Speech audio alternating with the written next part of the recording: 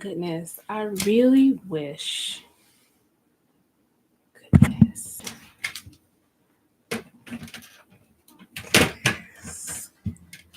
goodness, I really wish that I had a better setup.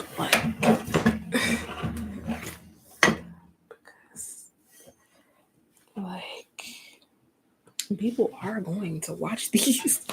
You know what I mean? And I just don't like the way that they look.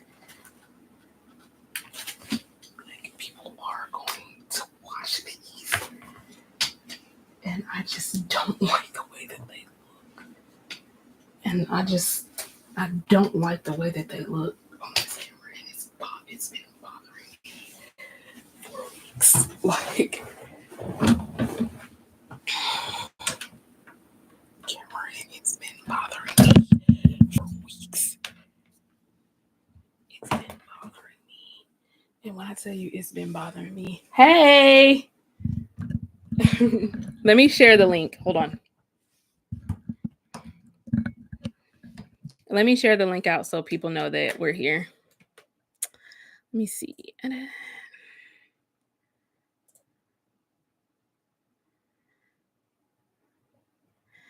Okay.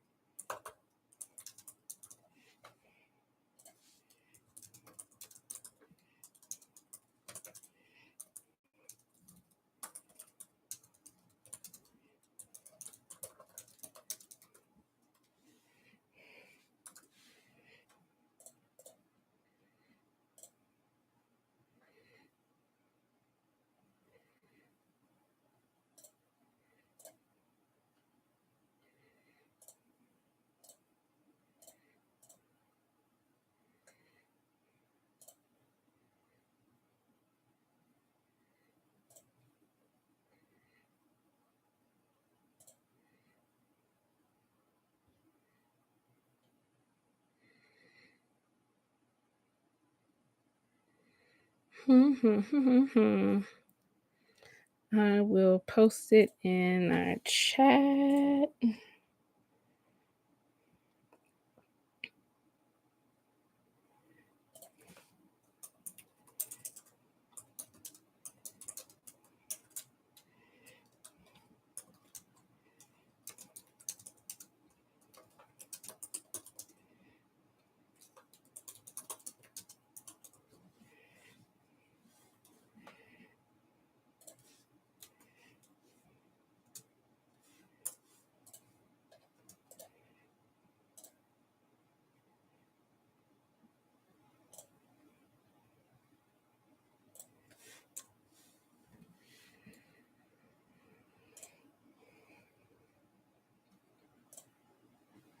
Hey. Oh, this looks a lot better today. Oh my goodness. It looks so much better today.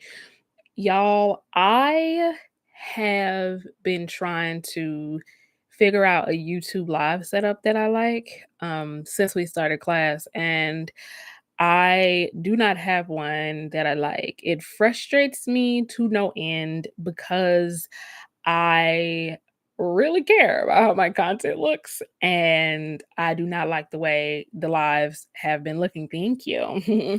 I do not like the way I don't like how I look. I don't like how our YouTube lives look because YouTube, I guess, is like clearly in direct competition with Twitch. So they're really putting a lot of their manpower into people who want to stream that way. So apparently there's a whole other software that you can get, which I probably will. Which I probably will end up doing. um, just so that I can have my streams looking better because this is crazy. But my webcam does I'm just using my, like, internal webcam. YouTube literally gives you 2 options. You can use your janky laptop webcam, or you can go through the whole process of having, like, a Twitch streamer set up. And my camera is a really good, webcam. I use it for my webcam all the time, but YouTube apparently doesn't let you do that without going through the process of, like, doing their Twitch streamer thing. So, but I got the lighting just how I want it for this type of setup because I mean with good lighting you can make any camera look decent and I think that this looks decent. So, yeah. Hey, how y'all doing? Let me actually tell I'll just tell Instagram I'm live for now. I don't need everybody else don't need to know. Not yet.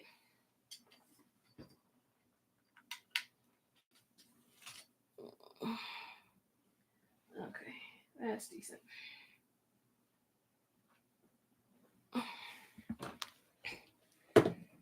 Dang. Okay, so what happened? Okay, there we go.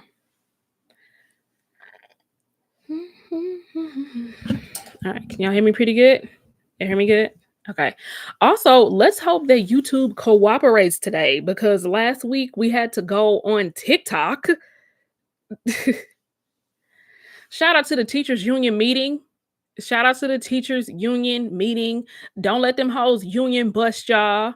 Tell them I said keep going. Period. Shout out to the unions. Literally, what I find so interesting is that Republicans, conservative, really everybody, right? That is hating on unions is a bipartisan effort. You know what I mean?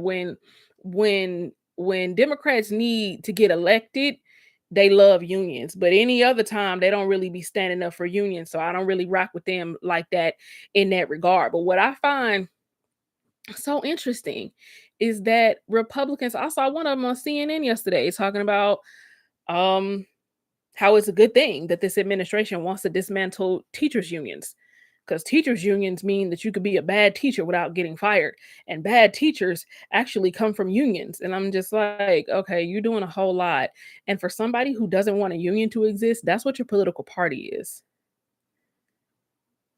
it not? You're a group of people who have unionized and you collectively bargain to get the things that you want. How that go? How that go? You are a union. You're just calling yourself a political party. You're a union. Y'all, let me put on a sweater before because I have on a shirt, I swear.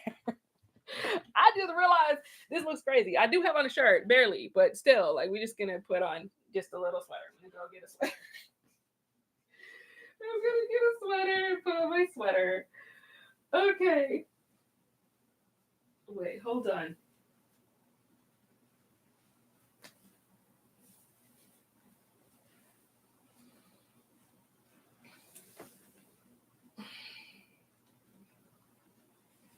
In true webcam fashion. All right. All right, I'm back. Yeah, I got my sweater on. Yeah, I just find it. What the hell? Okay, let's just. Can we? Okay, there we go. Just I need to fluff it out in different. There we go. Maybe I should like take it up. Anyways, I think. Why is it sideways? Be right back.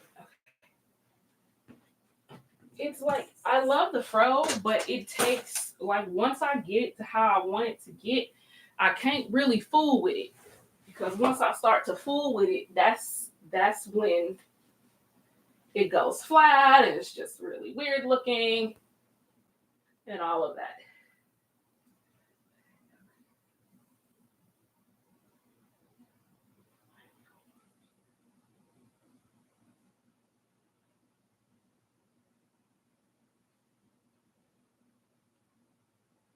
Okay, that's good. Okay. See, there we go. Right. The tattoo is how we know you not AI. Wait, where is it at? And that's another thing, the webcam is mirrored. Yeah.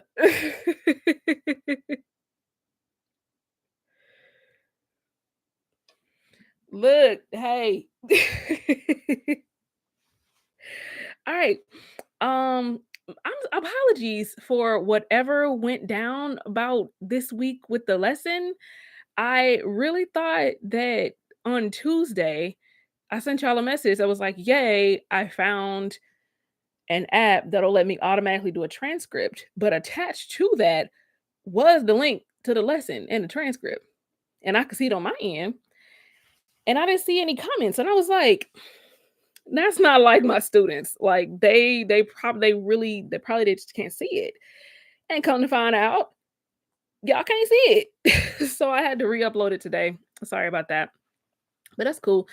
I was like, because we can just go through it in the live. So first, had anybody had a chance to listen to the lesson? It is totally okay if you didn't, because I didn't realize until today that y'all didn't have it on Tuesday. Like what? I didn't realize that.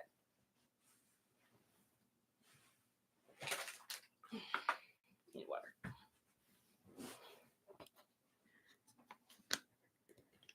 Okay, cool. So we was talking about how, oh, you got it on Tuesday? Okay, because some people could see it and some people couldn't. And I was trying to figure out like what the hell was going on with that.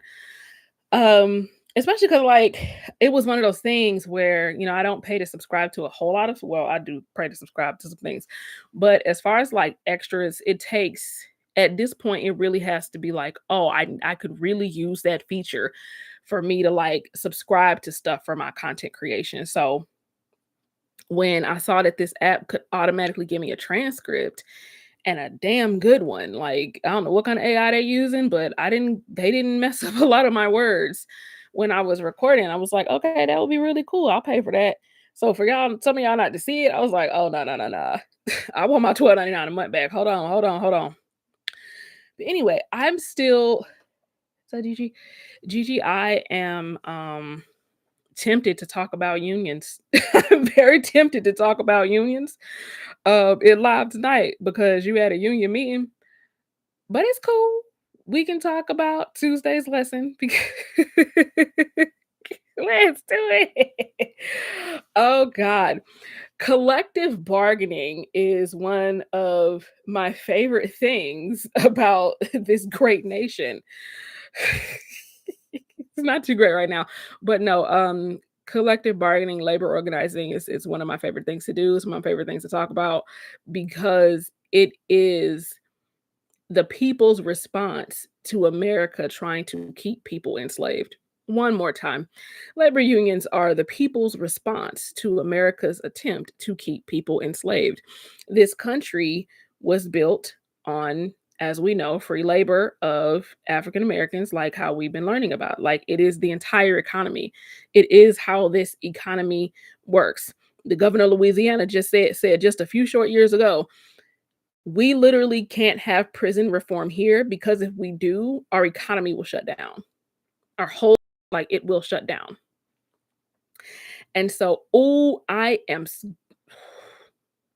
starting to go slow. I'm starting to buffer.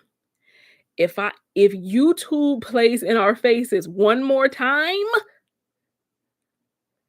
Sunny Day Jones will be Angry Day Jones. I'm gonna put on my angry eyes, and it's not gonna be cute.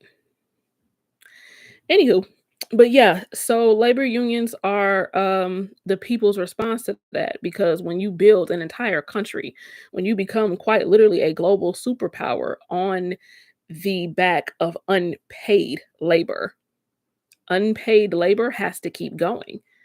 And if you can't get it unpaid no more, you have to get it as close to free as possible. You have to get your labor as close to free as you can, which is why immediately after slavery and at the turn of the century, the 1900s brought us labor unions, because you had people who started, who were, millionaires and even billionaires at that time, who had made their money from free labor and needed to keep free labor in order to keep making their money. And so what do? They pay people scab wages. They force children into labor.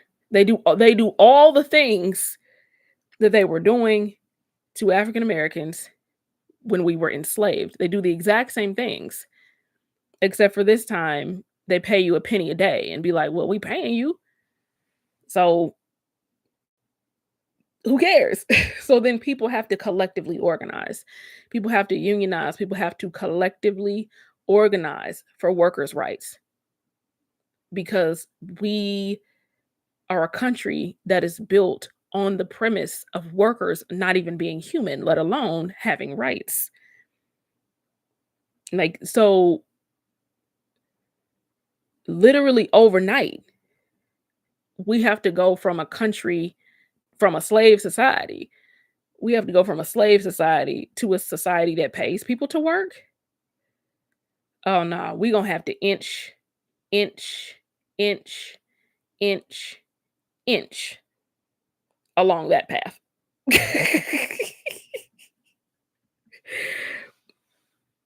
And workers say, no, absolutely not. Right? The earliest unions were formed. Hi.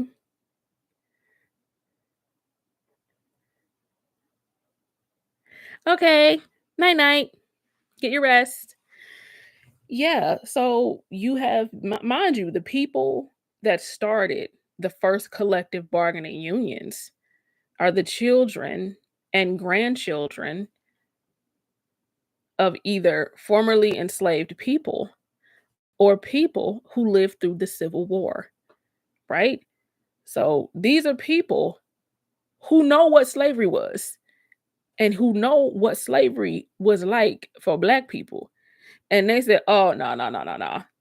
If you think y'all gonna do that to us, that's something different. Like, no, no, no, no, no, no. Like, let's get this straight. Let's get this straight, right? Child labor, we not gonna have that. We not gonna have that. 14-hour days with no breaks and no food. We not gonna have that. Company stores that take all your money before you even get to spend it. No, no, no, no, no, no, no, no, no. We're not gonna have that. One of the great parts of labor organizing is that it is a direct, I'm not on TikTok, so I can say certain things. It is a direct fuck you to people who want you to work for free. It's a direct fuck you to a system that would prefer that you work for nothing.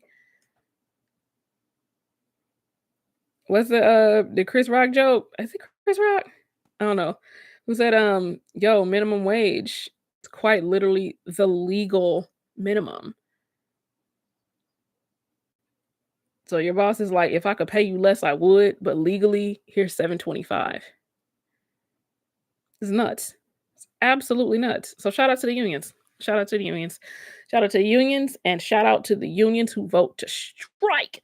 Love that. Love that. Strike, strike, strike, strike, strike, strike. Uh, which is your right to do, right?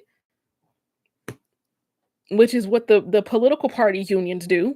They finna do it on Saturday. Democrats and Republicans are at a stalemate right now about the new spending bill. And if they don't pass a budget by Saturday, we like, isn't that what they're doing? Like, why not? They're doing, yeah, do it straight. Why not? They're doing it. Democrats are saying make some concessions or we will not support this. Republicans are like, we won. We don't have to make no concessions for nothing. So you're either gonna sign it or we're gonna blame the collapse of the economy on y'all just being stubborn. And they looking at each other like this, trying to see who gonna fold first.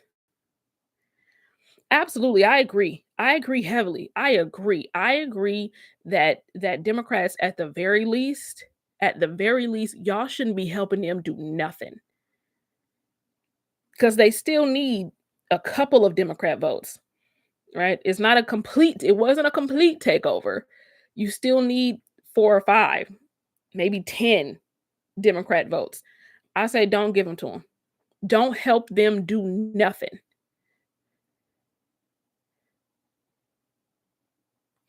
Oh, yeah. Oh, yeah. Absolutely. Absolutely. Another part of the reason why they needed a federal minimum wage, and there's still an exception for agricultural workers, for disabled people, like people with disability. Georgia, you can pay a disabled person the state minimum wage. And Georgia has the lowest state minimum wage in the country. I think it's like $5. Like 5.05, 5.15. I think it's like $5.15. Yeah.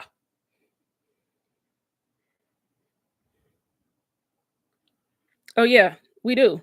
We do. We always get left out. We always get left out of conversations because um I feel like people with disabilities are always used as the bargaining chip, as the people you can leave out, as the people where you say, okay, all right, well, we'll sign this bill, but you have to make an exception for people with disabilities. You have to make an exception for people who are already getting free money with their disability checks. And then people go, oh, okay, that makes sense. Deeply disrespectful. Like deeply disrespectful. Yeah, we're the bargaining chip. We're the bargaining chip. Mhm. Absolutely. Yeah. And I do say we um autism, ADHD, I'm pretty sure y'all have caught that by now. And it was hard at first. It was hard to recognize that I had like bona fide verified disabilities, right? And it's hard for me to talk about online because I'm not quite sure. I'm not okay with the quirkiness that comes with the ADHD autism conversation online. Like it's just people who are quirky and a little weird, but they're mostly fun, which is true, is absolutely true. But like the vast majority of the time, like I was talking to my sister about it yesterday. My twin sister, of course, she has it as well. And it's just like, can you imagine that there are people whose brains don't actively work against them all the time? 24 hours?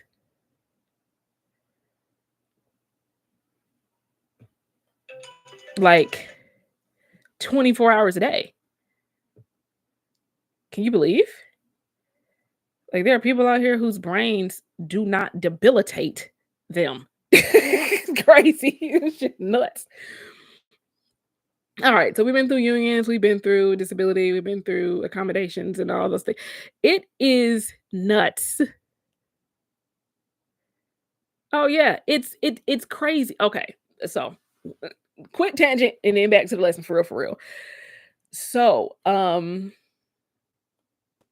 people with ADHD, we have a missing lady in our brain. I call the missing lady what the scientists call executive functioning. On TV, when there's like a big corporate executive, maybe there's like a scene with a big corporate executive and he walking through the office in a suit and there's their assistant and usually a lady or secretary or something, and they have a piece of paper and they say, okay, Mr. Brown, you have this and this and this and this. Here's everything you have to do. Up, and I've already scheduled your doctor's appointment. Oh, and reminder, you have this. And oh, by the way, next week is your daughter's birthday. Next week is your daughter's birthday. And then next month is your anniversary. So let's start to plan those things, okay? And then somebody goes, thanks. What would I do without you? What would I do without you, Lisa? I don't know. Those, that is executive functioning. So imagine if in that office, in that instance, that lady never shows up to work. That is what ADHD is like. The most debilitating part is the lack of executive function, which is the secretary of your brain saying, here's how much time you have. This is what time is. Okay. If you have to be somewhere at 12, maybe don't leave at 11:45. You should probably leave at 11:15. Yeah, you know what I mean? These are the things that my brain doesn't do on its own. My brain doesn't produce that on its own. And you'd be surprised how many things require that to be a functioning adult in society. Yeah, so that's the biggest thing. It's a malfunctioning of the executive functioning part of your brain, and not just a malfunctioning, but like it's literally not there. It's crazy. Like it's crazy, like to hear scientists and behavioral specialists like talk about ADHD. It's like, no, no, no, no. I don't think y'all understand. Like there's a synapse in your brain that's literally not like you started like a car and it backfires. Like that you don't have that part of your brain. It doesn't work. It's not a thing. And I'm just like, oh, so maybe that's why I have no concept of time. There are some days, some weeks where I lose all concept of time. It's nuts. It's nuts. There are some days where this shit feels really debilitating, you know? It's like there are some days where, oh, this is a I'm reminded like this is a disability for real, you know? It comes with a lot of anxiety, it comes with, depression sometimes, because that that lady, the executive function lady of your brain, she also comes with things like a sense of accomplishment, right? She comes with a sense of accomplishment because she took out her clipboard and told you everything you're supposed to do and she helped you check it off and she helped you remember your wife's anniversary, your kid's birthday. And so what happens when you don't have that part of your brain who's able to provide you with the things that might lead to like, I don't know, a positive self-image. It's tough, man. It's tough. I also hate showing up to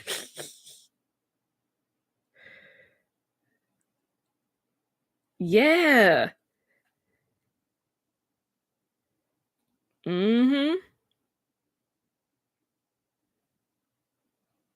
Oh, right, thanks.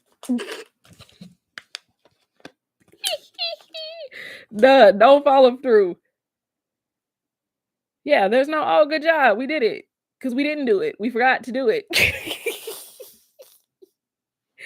And then particularly in this capitalist hellscape we're living in now, so much worth is attached to what we can get done and what we can do and what we can produce and how hard we can work. And my brain quite literally is wired not to work hard, not to be lazy, but quite literally for long-term focused sets of hard mental capacity things that require a sense of foresight and I said, yeah, nah, nah. My brain doesn't do that on its own. Absolutely not. Thank you. Thanks, Sophia. Yeah, yeah, yeah, yeah. We don't produce enough dopamine. We don't produce that, and we don't produce that enough. It's the happy hormone or the happy chemical. Mhm.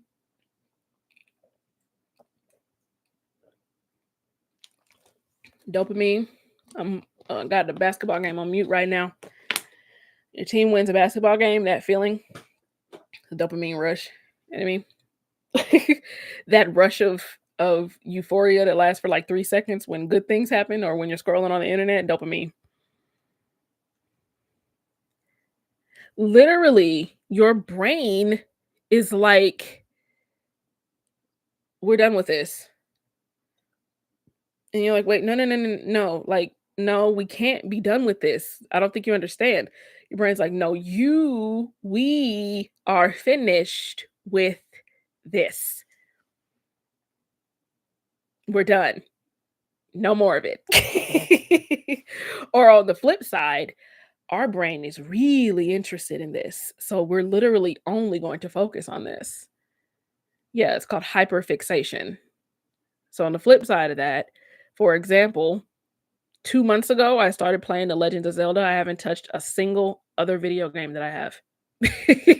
Not a single one. I have, like, 200 hours logged in Legend of Zelda. Hyperfixation. There's so many things to do, so many things to explore. Like, open world video games get us so caught up.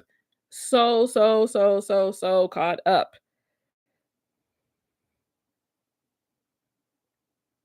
Oh, yeah. The autism in the background, because apparently the connection between those 2 things is wild. Like, there are specific symptoms that overlap, and there are distinct differences, but as someone who has both, I gotta tell you, whoo, but I get I get why the internet makes it feel so quirky and doesn't talk about, "Yay, gang, gang." We had a gang, period. Um, I understand why the internet talks about ADHD and autism the way that they do, because it'll drive you even crazier. I self-identify as crazy, so I don't know how other people feel about the word, but I'm crazy, and I like that, especially, given what this country considers normal. I'm very proud to be crazy. Um, so as a crazy person, it will drive you even crazier if you think constantly about all of the things that ADHD and autism either don't let you do at all or let you do, but make extremely, extremely difficult. When I got my results back, my psychologist said, "All right, I'm not going to say you shouldn't drive." But until we get this under control, if you don't have to drive, I don't think you should. Like, I don't think you should. Like, literally, it's that. Oh yeah. She's like, I can't restrict licenses, but if I could, like, you might, yeah, you would absolutely fit the bill because of how much complex thought is involved in operating a vehicle. And you'd be surprised how many things take complex thought, very, very, very complex thought to do very little things. Turn a key, operate a vehicle, check your mirrors. Yeah, I'll drive. I'll keep my hands at 10 and 2 and not check my mirrors once. Cause why? That's behind me. Why? That's behind me. That's behind me. Literally out of sight, out of mind. I understand. Like what? Okay. Like by the time I see it in the mirror, I'm like, oh shit, it is too late. So I gotta drive on the other side. I can't do no middle lanes. Like these are very real things that are because it's like, look, that's what she said. Look, I mean, I can get from A to B, if I had to, but Uber does the most for me. It's fine. And all my partners drive. They've all driven. So it's just like, I'll be all right.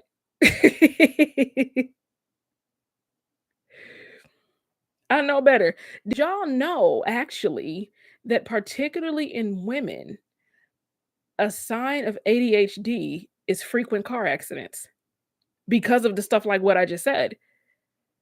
For some reason, this like women driver thing is not about women being bad drivers. It's like a connection, like there's a connection between the driving skill and ADHD in women, so much so that one of the symptoms of severe ADHD in women is frequent car accidents. Yeah.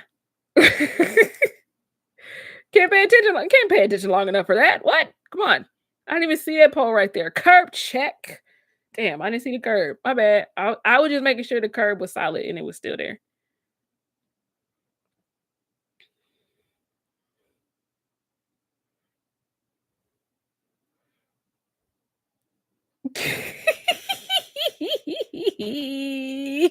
Cause it's behind me. What? It's behind me. I can't see that. I'm only focusing on what is in front of me. That's behind me. The complete disassociation. Don't be in a daze. Yeah, I've driven for an hour on a highway because it all looks the same. We're all going the same direction. Like, how am I supposed to know? Like, where I'm supposed to what? Every exit looks the same.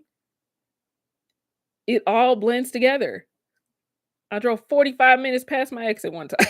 True story. 45 minutes past the exit. I was like, "Oh, all right. Well, that was a fun little mental break. Now I'm gonna have to, you know, turn around." Oh yeah. Oh yeah.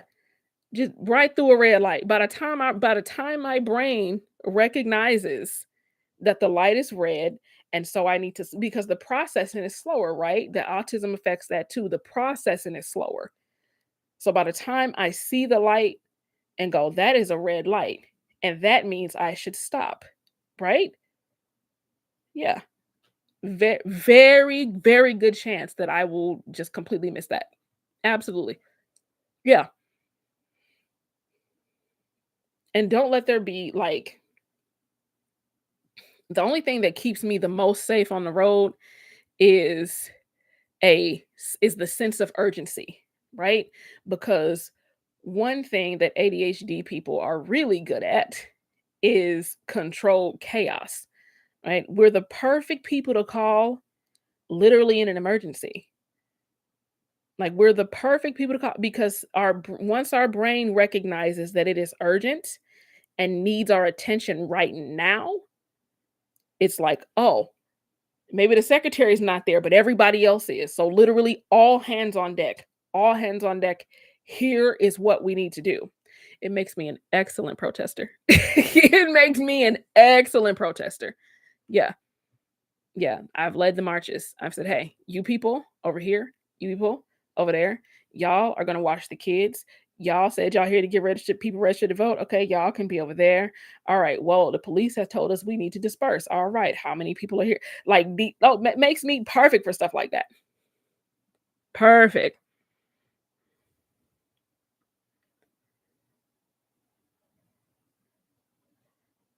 Oh yeah, we have absolutely angels looking, but not looking for real. You know what I mean? Like, it's fine. It's totally fine. Yeah. Hmm.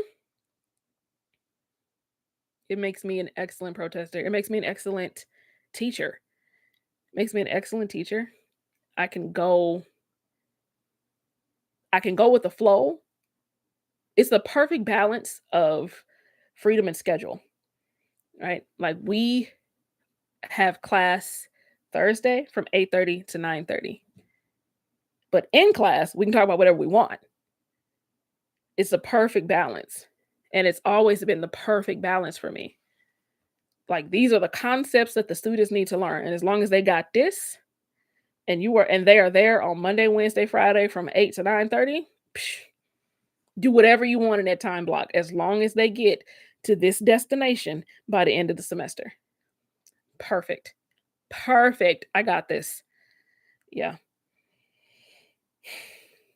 I'm not excited, lucky that one of my hyperfixation is reading books, knowledge, right? Like I could get up at 2 in the morning and read. Like it's like the dopamine rush of actually getting a new book and reading a new book and open like you can't it's unmatched. It's quite literally like a drug.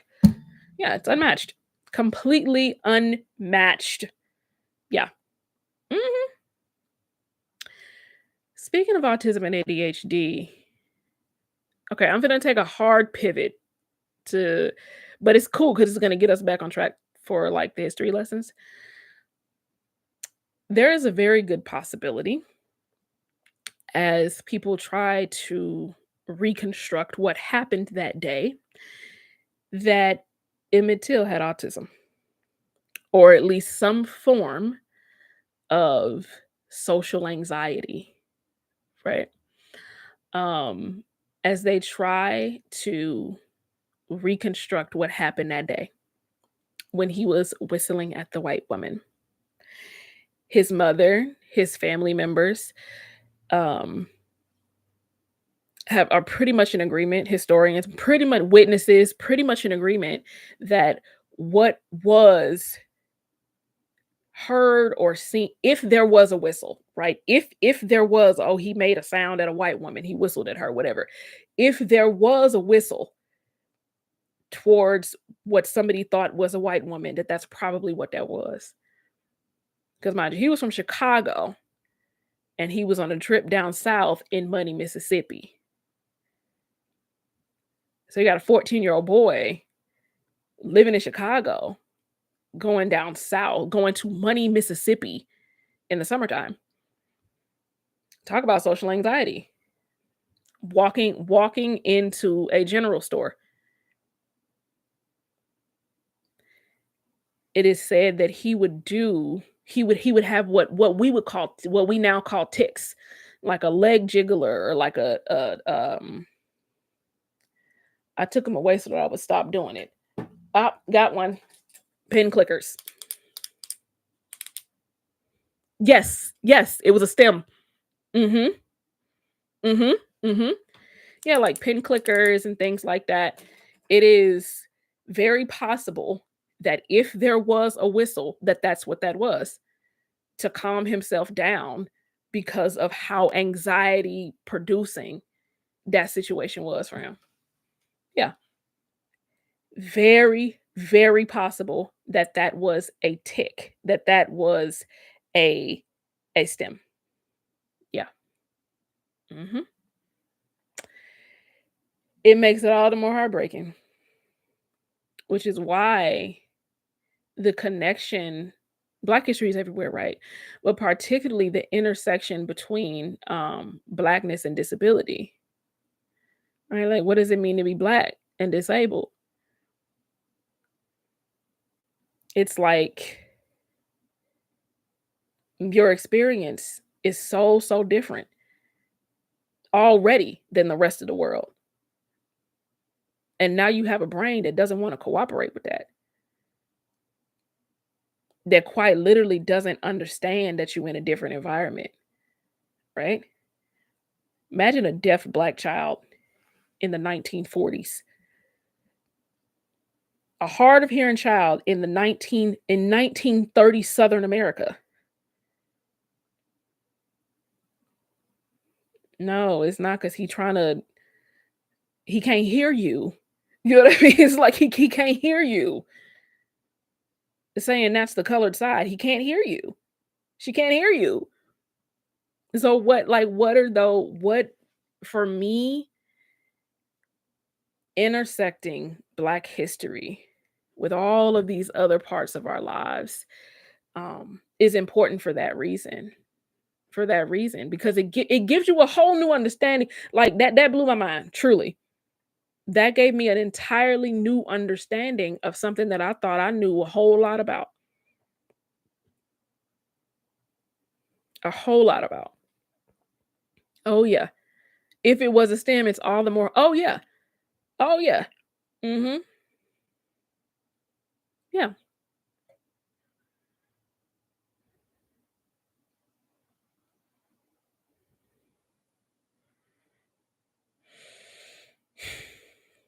Y'all still with me? We've been on for like 45 minutes already. That's like really cool. Um I'm gonna do a side quest for y'all tomorrow. Speaking of, yeah. Did y'all know that Harriet Tubman was disabled? Did we know that? Yeah. Like disabled, like not she when she was a child, when she was enslaved as a child, or early teen years, preteen, solidly a child. Yeah. Yeah, yeah, yeah. She got hit in the head. Get straight with anyone who will listen. Yeah, she got hit in the head with like a tire iron or anvil or something, by one of her masters, and was permanently disabled. She would black out. She would have migraines literally for the rest of her life. Mhm. So to put that in context of who she was and what she did, come on. Come on. Come on.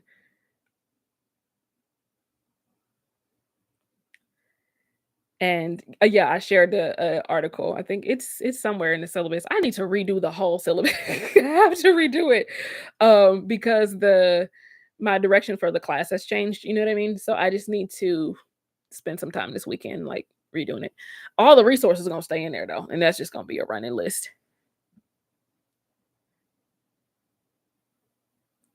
That is when she got more religious. Yes, that's when she got more religious. Mhm.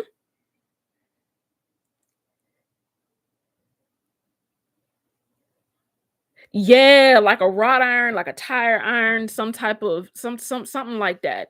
Something like that. Like I this it was like a piece of iron that was used for something else and like hit her in the head. What? Yeah. And we don't learn that Harriet Tubman was disabled. We don't learn that. Like, why do we? Well, I know why, but you know what I mean? Like, it's crazy.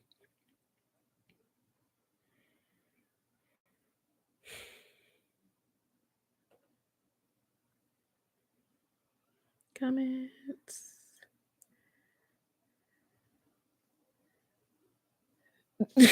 Show because man, whoo, yeah, and he had every intentions of killing her. Yeah, that wasn't no. Oh, I'm just no. That he was a particularly ruthless.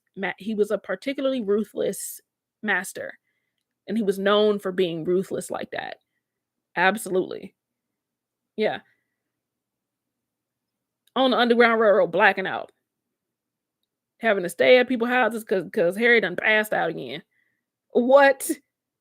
Debilitating migraine. Her for the rest of her life. Crazy.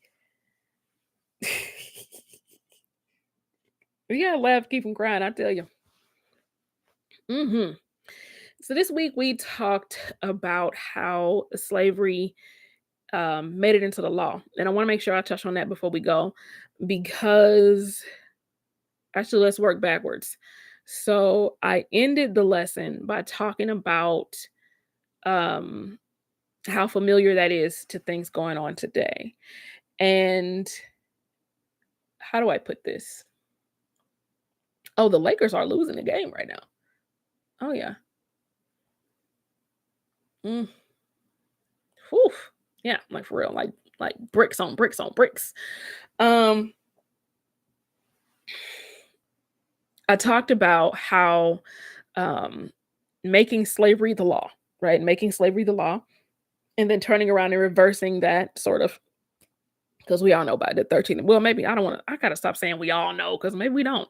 The 13th Amendment abolished slavery. Like squirrel, it just happened. It just see. It just happened. Squirrel. And it was truly like, ooh, shiny object, because out of my peripheral, I saw the ball fly and I was like, oh, basketball. God. Um, so I talked about how making slavery the law is pretty important for what's going on today.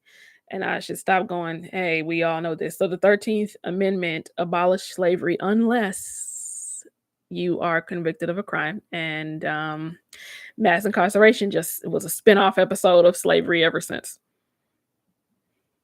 It was regrouping. It was. It was. I had to reboot a little bit. Yeah. So what I'm trying to say is that this country, this stolen United States, America has a long history of trying to legislate people's humanity. And I mean that very directly, like trying to legislate who counts as a human and who doesn't. And in the age of slavery, that was done in a variety of ways. It was initially done through slave codes, which happened almost immediately after um, Black indentured servants start their time of servitude starts to expire, right? Because indentured servitude is different from slavery in that it has a set time period, right? So, as African Americans, well, Africans at that time, because we're talking about the 13 colonies, African people at that time who were in the United States and were indentured servants, their time as indentured servants expired. And then they started to integrate into society as everybody else, right? They had jobs, they had neighborhood, they had some of them, a very select small few, um, did did own slaves, did own other people, right? And very quickly, the colonists were like, this ain't it. This ain't it. This ain't it. Because what's starting to happen is the poor free black people and the poor free white people are starting to link up, and we can't have that. We can't have that. And so then we start to have slave codes that specifically make slavery a race-based status. Such haters, such haters, such haters. And I make it a point because I think this needs to be said too, especially in light of what's going on now. As the such haters, as the black population increased, slave codes increase. Like you would think as the nation starts to change, as the colonies start to change, that you would be trying to figure out how to accommodate this changing space that you're in. But no, you said, okay, what we're going to do is put as many laws that keep Negro people in their place as possible. We are going to separate the races once and for all. That's what they decided to do. And as the population of Black people increased, the slave codes increased and got more restrictive. So you've got Black people cannot marry outside of their race. Black people cannot earn their freedom by converting to Christianity. Black people cannot own property. Black people cannot go outside at night unaccompanied by a white person. All of these things, Black people can't own property, which means they can't own what? Slaves, right? It was like, oh, property ownership, that's not for y'all. Y'all can't have that. These laws also applied, of course, to indigenous people that were still inhabiting the area. Yeah, absolutely. So they start to enact all of these slave codes. And then in 1640, you have the case of three indentured servants, two of them are white, one of them is Black. They escape. They were all caught. The two white indentured servants are sentenced to having, I think, 4 more years added to their servitude. But the Black indentured servant gets sentenced to slavery for the rest of his life. And boom, we have a racially codified system of slavery.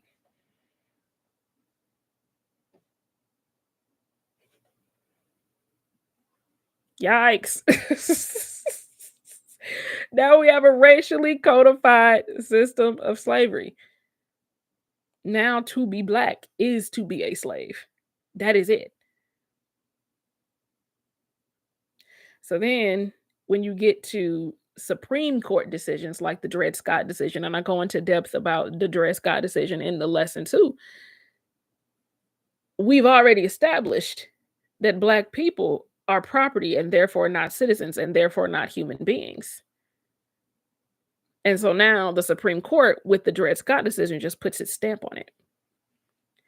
If you ask anyone who deals with the law even a little bit what the worst Supreme Court decision of all time is, they're probably going to say Dred Scott. They're either going to say Dred Scott or Plessy versus Ferguson. Plessy versus Ferguson is the case that established separate but equal, that established that, hey, things, public spaces, schools, restrooms can be segregated as long as the facilities are equal, which of course we know that they weren't.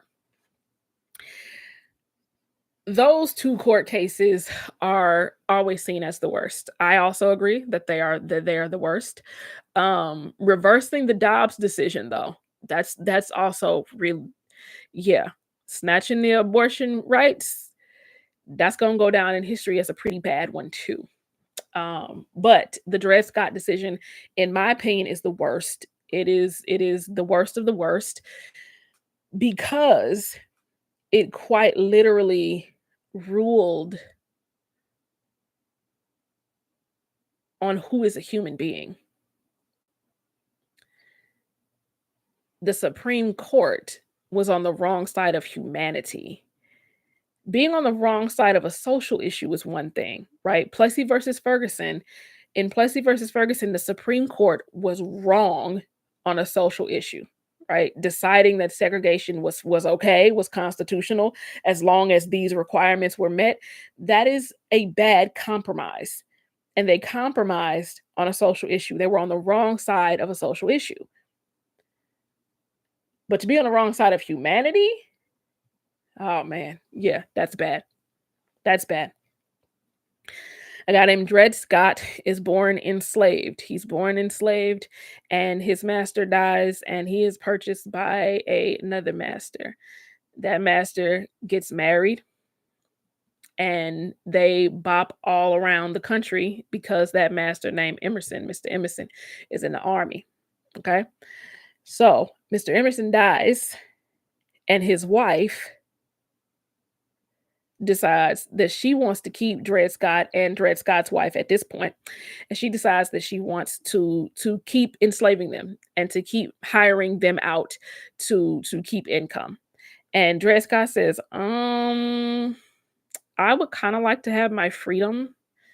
Number one, because you're a woman, and I don't know if you can like own me for real. Like, I understand that your husband did, but I don't know about all that.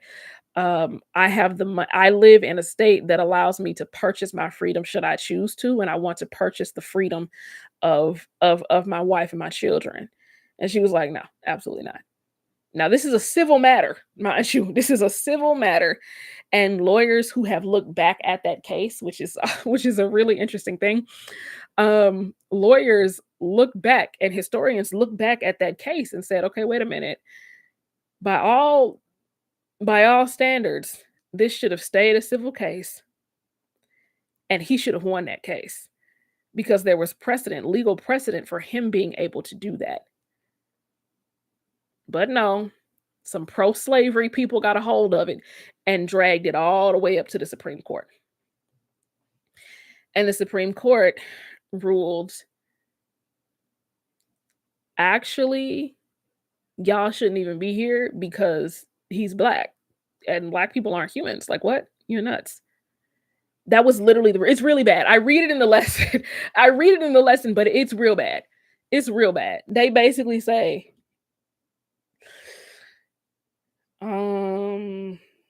that's all well and good, but black people aren't citizens. What? Negroes aren't citizens. You actually shouldn't have even been allowed to get this far, actually. Because only citizens can sue, and y'all are not citizens. So if y'all could just exit judgment, like y'all can go ahead and leave. Yeah. Humans, like citizens, are allowed to sue, and y'all are not citizens. So we actually don't know how you got here. Yeah, it was pretty bad. Pretty bad. And then they took it further. They took it further, right? They took Yes, that is worse than just saying no, and that's what I think people don't get about this specific case about Plessy versus Ferguson. That's why it's so bad. And they went they took that ball and ran with it. They said under the Constitution was not talking about black people when it said all men was created equal. That's not y'all. Exactly. He was making a point. Exactly. He was making a point. He being Justice Taney. Justice Taney. He would also, of course, go down as one of the worst Supreme Court justices in the history of this country because of this ruling, right? Rule 7-2. The ruling was 7-2. And they said, actually, can you get the fuck out, please? Because you're not like black people. Who? What's it say? Race? Oh, you're not even supposed to be here, actually. bad. You gotta laugh to keep from crying. It was so bad. It was so bad. And then they took it a step further. They took it a step further and they said, how did we get here? Hmm, hmm, hmm, hmm, hmm, hmm.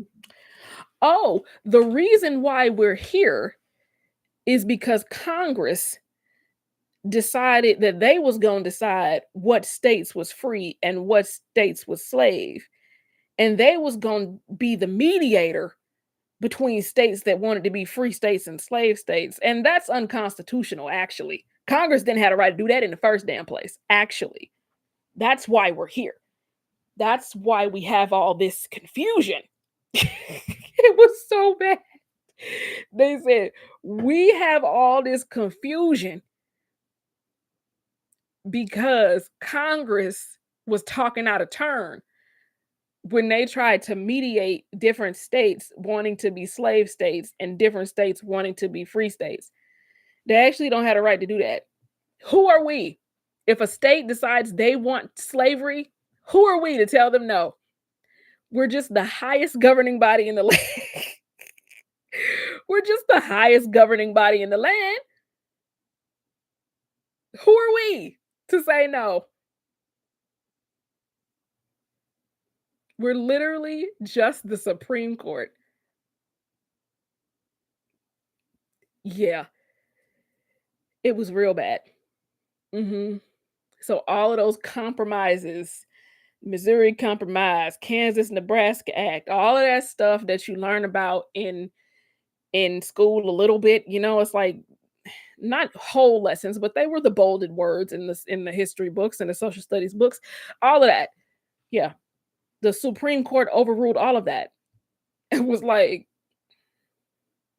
Congress deciding what states can and can't do in regards to slavery. That's problem one. That's where the confusion lies. That's why this black man is here thinking he's free and he's not. That's why, matter of fact, that's why this black man is over here thinking that he's free. He's not. Yeah, yeah. It was very reminiscent of the like, what's next? They're gonna want to be treated like humans? No.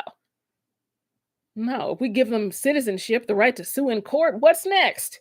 It was literally like it was that. This country has always tried to legislate humanity and they're still doing it. And they're still doing it. And if you are black under the sound of my voice, I really need us to understand this because as all of these things are being done, I could say all this bullshit is being done by this administration towards immigrants or people even perceived to be immigrants. You just, and I've seen some commentary that basically asks, what does that have to do with us? Birthright citizenship is us, y'all. It is black people because the Dred Scott decision is what said we don't have birthright citizenship. Black people, they don't have that. You are not a citizen just because you were born here. That is quite literally what it said. If you are descendants of African people, they literally asked Dred Scott, are you a descendant of African people? He says, yes. They say, oh, so that would make you a slave, right? You do not have birthright citizenship if you are a descendant of African people. That is what Dred Scott decided. That is what that decision decided. And the 14th Amendment overruled that Supreme Court decision. That said everyone who is born here is a citizen. By nature of being born here, if you are born here, you are a citizen of the United States. But the reason why that had to be written was because black people didn't count as citizens simply because they were born here. And you have people who are literally making that argument today. You know what? Citizenship of this great country is shouldn't be a right. It should be a privilege. So even if you are born here, if you're born here and you decide to turn against this great country or commit a crime, then your citizenship should be called into question. Y'all. Y'all. We gotta stay woke about that. Truly, truly we do. Truly we do. It's us. They're gonna come for us next. No, they came for us first. That's where this came from. That's where this came from. Because the United States had to decide if we were human beings or not. And they said no.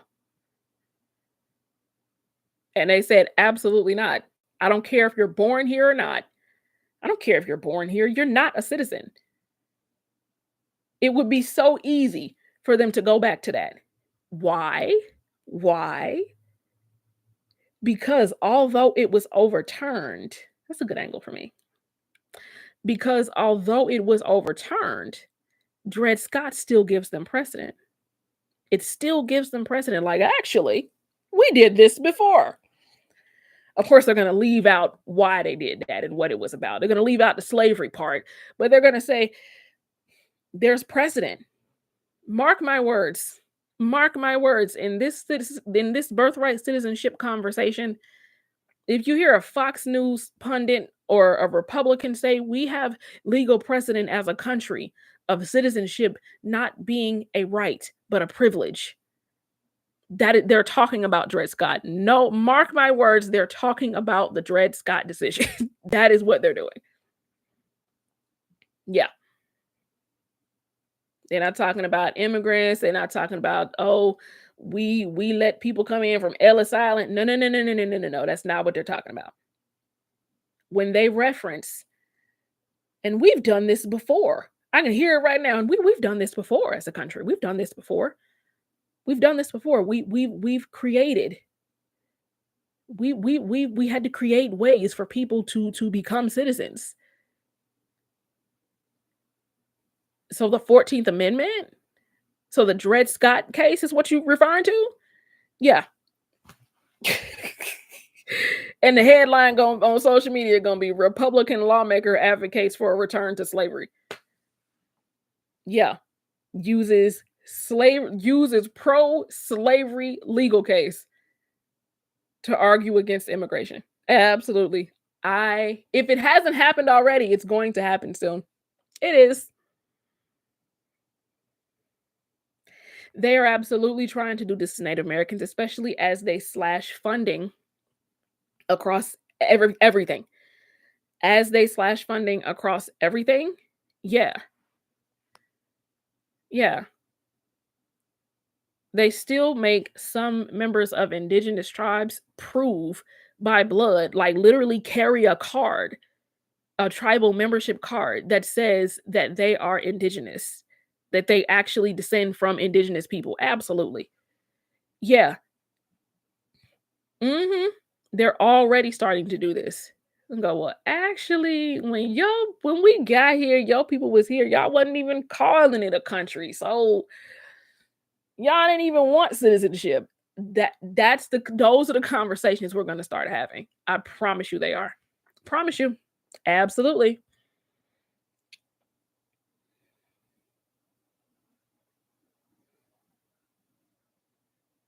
So angry. Because it's like, okay, so the president with 34 felonies, where do we send him back to?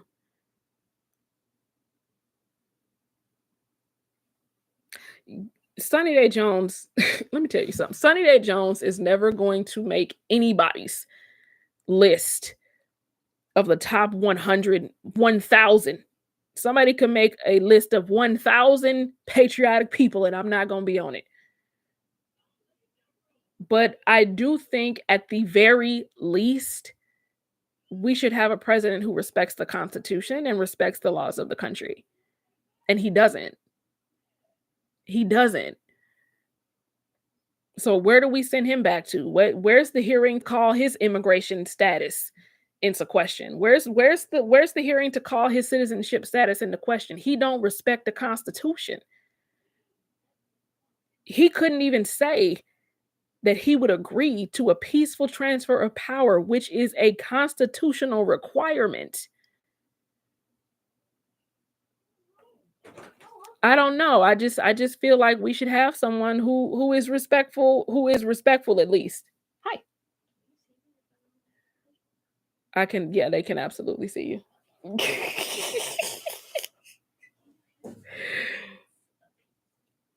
Hmm? Oh my goodness. Real quick. What's wrong? Nothing. She can a peanut again. I got it. She can a peanut again. Yeah. Just take all of that. Y'all, we just found out that my mom has oh no, we can't. Sorry. My mom has developed a nut allergy. Like in her later years. She's 59 and she's developed a nut allergy. And so now we've had to like literally start being careful. It's like, why are you nauseous? Did we cook with peanut oil? Like what? It's just yeah, it's very odd. Anyway, she fine. They sent him back to like I think we should at least have a president that respects the laws, that respects the Constitution. He couldn't even say that he would respect the constitutional requirement of a peaceful transfer of power. Excuse me? And he has the gall, the gumption, the nerve to say that other people should have their birthright citizenship called into question. That's crazy. That's rich coming from you. That is absolutely rich coming from someone who said, once I get elected, you'll never have to vote again. Sir. So I want us to know that birthright citizenship is a question of slavery. There's other white Elon. He got two wives. He's polygamous. By the way, when do y'all think the racists who hate immigrants because they don't want nobody taking over their jobs, when do you think those people are going to realize that they let a South African man run their government? When do you think they're going to notice? When do you think they're going to get it? You think they know already? Y'all think they know already? Cause it's like, should we tell them? Somebody's got to tell them. I'm gonna tell them. Like somebody's got to tell them. It's like, wow, who's gonna tell them that they letting the immigrants shut their whole country down? Who's gonna tell them? He is quite literally African. I thought y'all hated immigrants taking over stuff.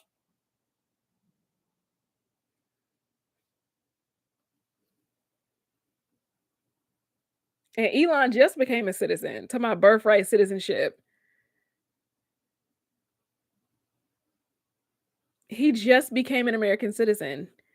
If his citizenship was a person, it would be Gen Z. I think he became a citizen maybe 23 years ago. Maybe. Whole clown. Whole clown. My mama got albums. Older and CDs, not records. CDs. Got CDs older than Elon Musk's citizenship.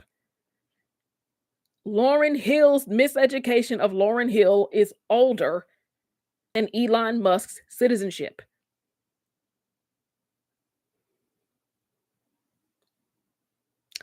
Beyonce's first album, either older or the same age as Elon Musk's citizenship. but they talking about how immigrants is the problem. It's like, also, the way y'all talk about the border, you would think we only have one. So Canadians not they not dangerous? They not bringing in nothing we should be looking at? Nothing? No? Oh, just the one with the Mexicans in it. Oh,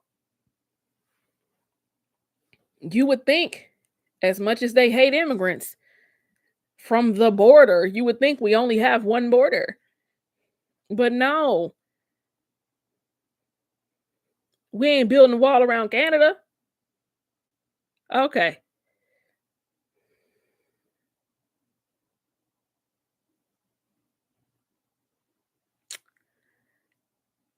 Yeah, Sophia, I'm loving the idea of that. I'm loving the idea of that because I mean, that man's like 82. Nobody's gonna have to do anything. That's like 82. He lives on corn dogs. Like, yeah, yeah. I love the idea of that. I hope you're right. Truly, I do. Let's see.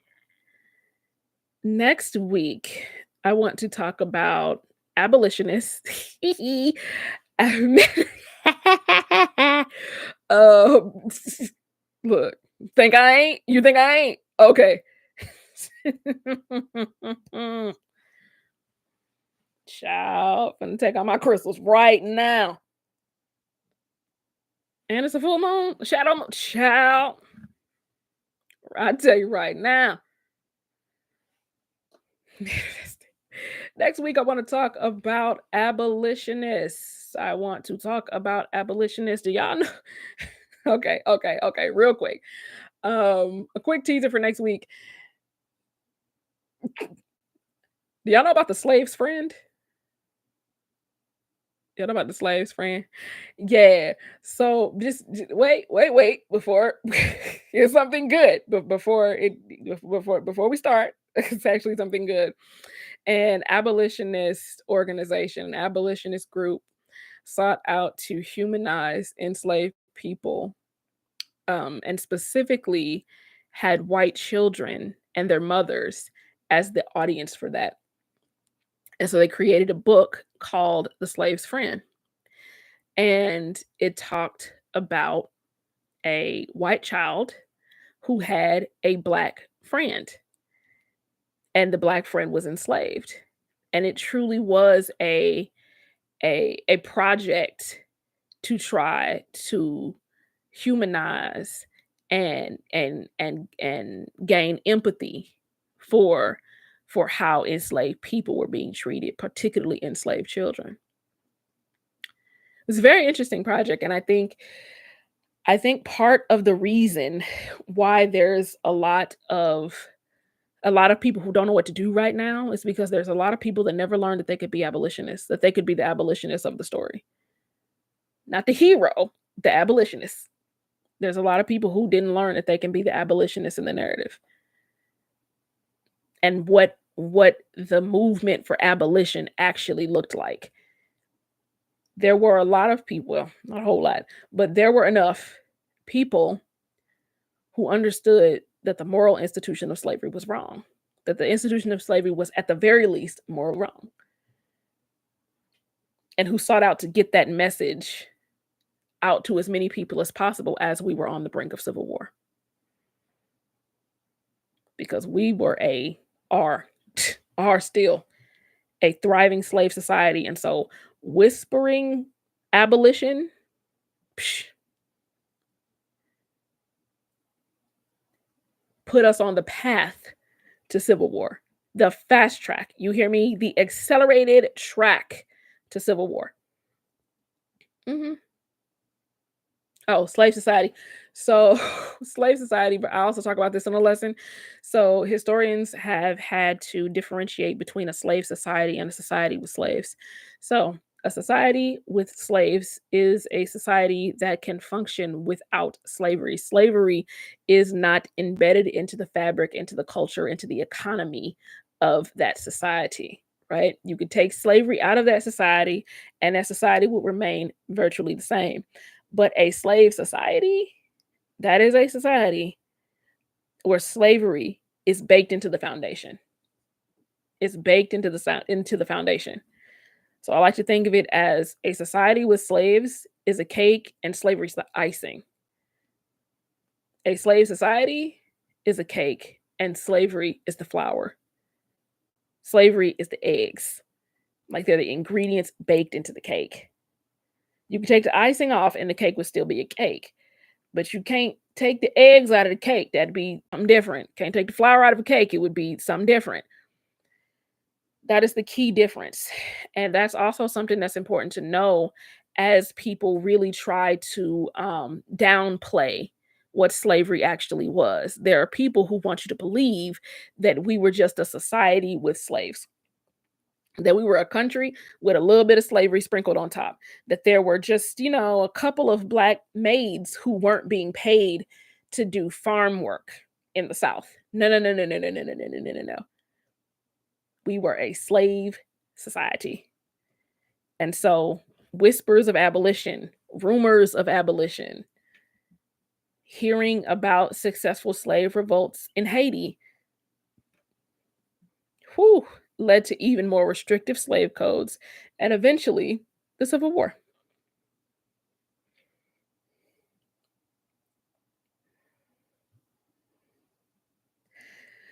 Yeah, Vance and Elon, that could also be very scary because that would truly there would be no buffer between Elon and the rest of the country. Absolutely none.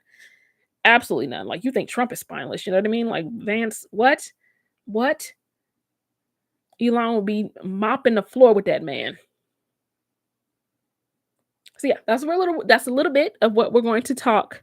That's a little bit of what we are going to talk about next week. It has been close to an hour and a half, cool kids. I might go live on TikTok. I'm not really tired yet. Although I understand that yawn might have suggested differently, but I promise you I'm not like I need to go to sleep yet.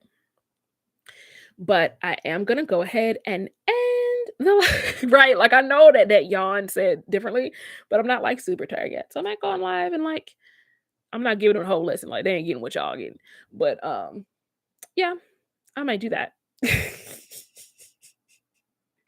Y'all so welcome, cool kids. Thank y'all for hanging out with me. We got the setup looking a lot better this time, and I want it to look even better next time. I'm going to really try to like get this camera to be my webcam. But this looks I'm happy with this. Truly I am. I'm happy with the way this looks. All right. I will talk to y'all later. I will see y'all on the interwebs and I will see y'all next week.